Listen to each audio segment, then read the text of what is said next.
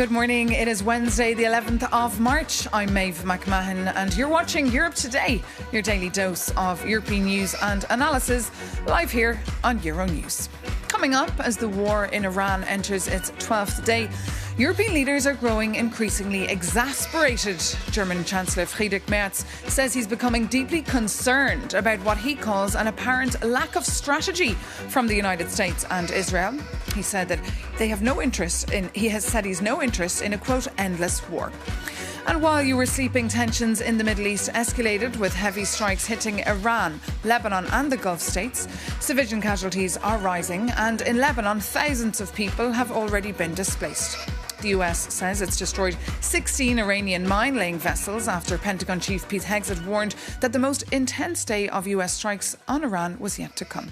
For more on the ongoing war and Europe's reactions, we're joined here in the studio by our EU News editor, Maria Tadeo. Good morning, Maria. So a lot to process this morning. Fill us in. Well, a lot to process because this is still a story, obviously, about war in the region and energy, which is critical, of course, for the global economy. And once again, is the spotlight on the Strait of Hormuz and oil. And of course, there are now concerns, increasing concerns, that this is an area that now Iran will target with mines. And obviously, that means that transportation and the flows of oil, which need to come out of the Strait, also coming out of the Gulf of Persia too, could be impacted even more severely. And this is one of the most critical locations when it comes to the global energy market. This is why we're seeing this whiplash and energy prices up and down on any news related to the ability to get oil out of the region. Now, on that note, yesterday, President Trump issued a warning in a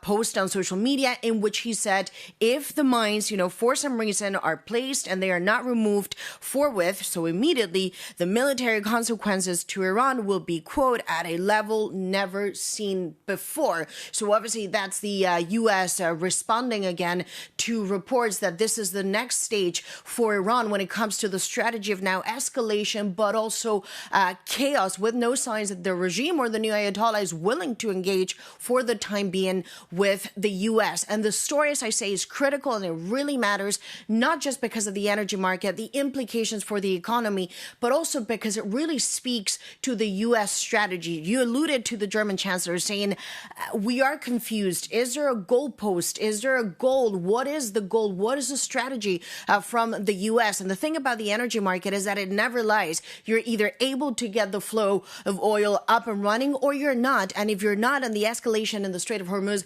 continues to go up and you do see that tankers become blocked, not only this is going to have major repercussions in the market, but it also could show, and this is a fundamental point, that the U.S., alongside Israel, of course, has gone into a major military operation without all the details figured out. So this is a critical point at this stage. And that's why Emmanuel Macron, he's hosting a G7 call today. Yes, precisely. Of course, we've seen the G7 meet on the finance sphere with the ministers of finance. Then, of course, the energy ministers who met yesterday. But today, this is a meeting that is going to take place at 3 p.m. Paris time. It is hosted by the French and Emmanuel Macron because the French hold the presidency. And, of course, President Trump is going to participate. Now, sources close to the Elysee say that the goal of this meeting is to take stock of the geoeconomic repercussions of this war, and in particular, when it comes to energy. Obviously, there's been a lot of debate around the idea of releasing strategic oil reserves to really deal with the issues in the energy market. Although I speak to many analysts who say the issue is not the stocking, really. The oil is there. The issue is the transportation and the impact on prices. And then to that extent, however, we also have to keep an eye today on the International Energy Agency because overnight reports that they could also release and make the biggest single day release of oil, even surpassing the 182 million barrels that they put out in 2022 when the war in Ukraine broke out, to deal with the implications and the ramifications in the energy market. But again, one of the fundamental questions beyond pricing and just logistics, is there a plan really to get oil coming out? And does the U.S. really have a strategy? And to more confusion, just briefly, yesterday, the U.S. Secretary for Energy said that they had managed to escort tankers out. Then he deleted it, and it was obvious that no tanker had been escorted out. So again, there's a lot of confusion, not just in the logistics, but really, is there a plan? And of course, you had the opportunity to speak to the European Commissioner for Energy, Dan Jorgensen. He was in Strasbourg yesterday. We can take a look now at that interview, Maria. This is, of course, a very serious situation. It is not as bad as in February 22 when Russia attacked Ukraine. At that time, we were more dependent on one single source of our energy, and it was fossil, it was gas from Russia. Now we are better situated to deal with the situation. But still, when the world market prices go up, it is a problem for us, which shows us one thing very clearly, that is, let's get rid of the dependency of fossil fuels. Let's have more homegrown clean energy. And of course, the G7 has been holding meetings. There's a lot of speculation about a release of strategic reserves. Is that something that you think would be helpful at this stage? It is something that can become relevant. It would help keep the prices down. We are not in a situation where we have security of supply issues in Europe right now. But of course, the question of the prices are extremely important for our citizens and our industries. And we also need to be working in solidarity with our partners in the International Energy Agency network. So is there going to be a release of these assets, or is it something that at this point there's consensus is a good idea, but not a date? What would trigger it? That is too early to say. We are in the process of analyzing this, but of course it can happen. And of course your job is to ensure energy security for the European Union. You say this is different to the Russian invasion, but there is a question of pricing. What measures in the short term can you put forward to deal with the escalation in prices? Of course, there is a very clear concern for us that the prices are too high for our citizens and our industry. That's also why today we've put forward several different measures, both some that has the aim to help our long-term transition, but also some that can work short-term. For instance, we've sent a very clear signal to the member states of the Union. We recommend that you lower the taxes on electricity. That would make it easier for your industry to compete. It'll make it easier for your citizens to pay their bills, and it'll be good for the green transition. And you can do that tomorrow. It's not something where you have to wait for a new legislative proposal to be put forward for long negotiations and so forth. It can be done short term. And is that the maximum that you contemplate, or is there more things that you could put on the table if the situation deteriorates? There's definitely more things that can be put on the table. It's also very clear that there's a big difference between being in a serious situation like the one we're in now and being in an emergency like the one we had in 22. And since we're not there yet, we're not applying some of the emergency measures that we did in 22. There has been calls now that leaders could ask, certainly next week when they meet and they talk about competitiveness, for another review of the ETS. Is that something that you would say, yes, everything can be reviewed? We are, of course, continuously discussing what to do with regards to our long-term transition in the European Union, whilst at the same time addressing immediate needs. What's important for me to say is that our fundamental direction is the right one. We need to move away from fossils. We need to have a green transition. Why? Because it lowers prices, because it helps us decarbonize, but also because it gives us the energy security that we so clearly do not have right now. That's the lesson we learned from the situation in Ukraine when Russia attacked, but it's actually also a lesson that we are reminded now that other geopolitical events are affecting our price levels in Europe. Of course, and you hear the industry saying the issue is that Europe does not have energy security. You cannot be competitive if you do not have energy security. Is that an exaggeration, or do you look at it and you say it's a fair point? At this point, Europe does not have that level of security. No, unfortunately, it's very clear that we are not independent. We import for more than 370 billion euros fossils every year. That's not sustainable for our climate, certainly, but not for our economy either. We need to use more homegrown energy. The good news is that homegrown energy will also be cheaper than the fossil alternative. So not only will it help us to become more independent and therefore be good for our security, it'll also be good for our economy. Now, this is not something that might happen in the future and that we're waiting for. This is something that we are already doing. So last year, we deployed a record of 89 gigawatts of new renewables. That saved us more than 30 billion euros, just this newly deployed renewables. And this year, we will do the same. So we are moving in the right direction. But when are you going to see that manifested in prices, however, especially given this volatility, because the direction of prices has been up, certainly for the past week? The deployment of new renewables brings the prices down. This means that had we not had the renewables that we have, the prices would have been much higher. That's one of the reasons why we don't see the same effects now as we did in 22. So when prices are set for electricity, for instance, the most cheap energy bids first, and that's the renewables. Then sometimes if you don't have enough renewables in the system and it's the fossils that set the price, the gas that sets the price, that's when the prices go up. Also on the renewables. And the less hours, the better we can become at having less hours of the fossil setting the price, the better, of course, it is. So that's one of the reasons. I know it's a bit complicated, but that's one of the reasons why we are in a better situation now than we were in 22. The Russian president has said that Russia is ready to intervene in this market to stabilize prices. When you hear that, what does that make you think? What does that allude to you? We absolutely do not want Russian energy. Russia is conducting a terrible war on our friends in Ukraine, and we do not want to help indirectly finance that war by buying Russian energy. Russia has weaponized energy against us. Russia has blackmailed member states of the European Union using energy. So for us, we've said no more to this, and that is a standpoint that we will stick to. Now, the war in Iran has spread to Lebanon, where Israel has vowed to root out the Iran-backed Shia militia Hezbollah. Thousands of people are on the move, mostly from South Lebanon, from a war that has already caused almost 600 deaths in the country. In a last-ditch effort to stop the violence, the Lebanese government asked for direct talks with Israel through a US intermediary. So far, the US and Israel have rebuffed the proposal, albeit not officially saying the government should focus on disarming Hezbollah. Euronews' senior editor and Middle East expert Sophie Claudet spoke to Lebanon's energy minister Joe Sadi. Here's what he had to say. This was indeed a very courageous initiative by our president. But as of this time, I am not aware of any response yet. But don't you think it's a little too late? As per the 2024 ceasefire agreement between Lebanon and Israel, the Lebanese government was supposed to disarm Hezbollah. This hasn't happened, and we've seen now what's happening. Here, obviously, I think everybody would wish that the implementation of this would happen much quicker, but this has to do on one side with the availability of the capabilities of the Lebanese army. It has to do with also the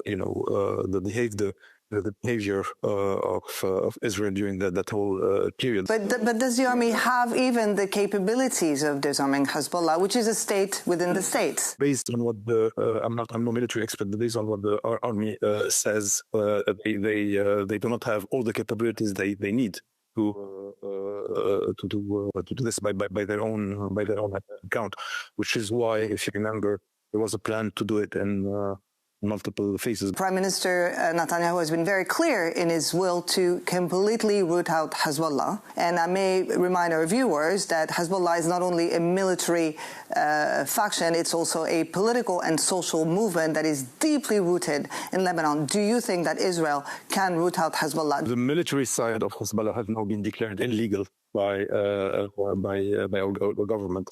The political and Prime Minister did say that if Hezbollah was to mutate purely as a political party, then he would have no problem with it. But I understand the Lebanese authorities can live with Hezbollah being a political social movement, but Israel is increasingly showing signs that it cannot. And Hezbollah is an ideology. How can you defeat an ideology? The way forward is to show what the state can do, deliver, basic goods and services, on all fronts, health, social, education, etc. But for the state to be able to deliver this, it needs financial, needs political willingness, which I think it has, but it also needs financial means. And unfortunately, the Hezbollah dragging us again back into the war, it makes the availability of international funding that much more difficult and distant in time. Do you think if the Iranian regime was completely defeated, that would significantly weaken Hezbollah as a movement, as an ideology, as a popular movement in Lebanon? The lifeline, there's a financial lifeline for Hezbollah coming from Iran. They've said it so publicly. There is a military one, probably that has severely decreased since the regime change in Syria, but certainly on the financial front as well. And so any reduction, any major reduction in both on the military side and the financial side, in terms of lifeline to Hezbollah, certainly would weaken it. And with the situation in the Middle East getting worse and thousands now internally displaced, with some stadiums even turned into shelters, the EU Agency for Asylum is preparing for potential humanitarian crisis. Our Jakobianis reports. War. War never changes. But while the news cycle obsesses over tactical maps, your reporter is looking at the people. President Trump has called the conflict a short-term excursion. But if he's wrong, Europe could deal with a refugee crisis of an unprecedented magnitude. And history shows that when a home becomes a battlefield, people move towards safety and existing ties. So where could they go? Currently, roughly 4 million Iranians live abroad, and most of them migrated during or after the 1979 revolution. In Europe, Germany leads with over 300,000 people, followed by the UK and Sweden, with each hosting around 100,000. In 2025, only 8,000 Iranians sought asylum in Europe, which is less than 1% of all applications. But with a population of 90 million, the EU Asylum Agency warns that even partial instability could trigger a massive refugee crisis. However, the agency also calls this scenario highly speculative, stressing it is too early for firm predictions. But you should know this isn't only about Iran, it is about the whole region. Iran is already one of the world's largest refugee hosts, a home to over 1.5 million of them and many more with an undocumented status. Most of refugees come from Afghanistan and Iraq and are now caught in just another war zone. And the ripple effect is spreading. According to the International Organization for Migration, over 660,000 people have been displaced in Lebanon because of the conflict. And right now, no one knows yet how or when the war will end. But for Europe, it seems that the consequences are no longer distant.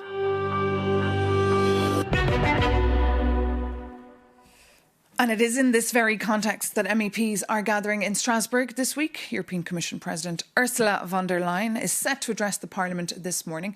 For more on that, we can now cross over to the European Parliament in Strasbourg and bring in Euronews' Marit Gwynne-Jones. Good morning, Marit. So Ursula von der Leyen will take centre stage today at a very tense time for the European Union and also for interinstitutional relations. Tell us more. Yes, Maeve, expect a fiery debate when the Commission President joins the hemicycle later this morning.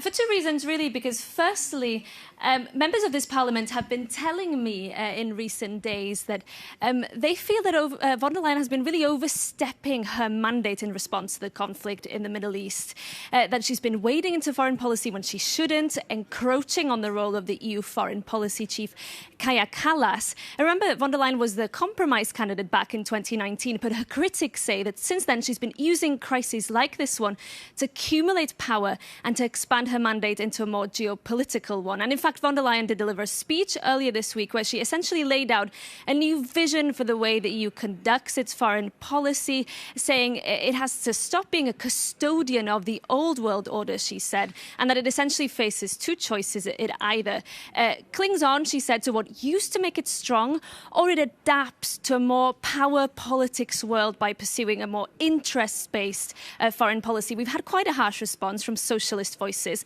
The European Council President, Antonio Costa, saying yesterday that the EU still needs to be a standard bearer. Also, the Vice President of the Commission, Teresa Ribera, another socialist voice, saying yesterday in response to von der Leyen's speech, she said it was not the most adequate manner to express herself, but yes, she is fully committed, of course, course, to the international order. We've also seen a response from the Spanish government saying that the EU has to uphold the rules-based order. So, Maeve, I think we can expect these tensions to really play out when von der Leyen addresses the hemicycle this morning.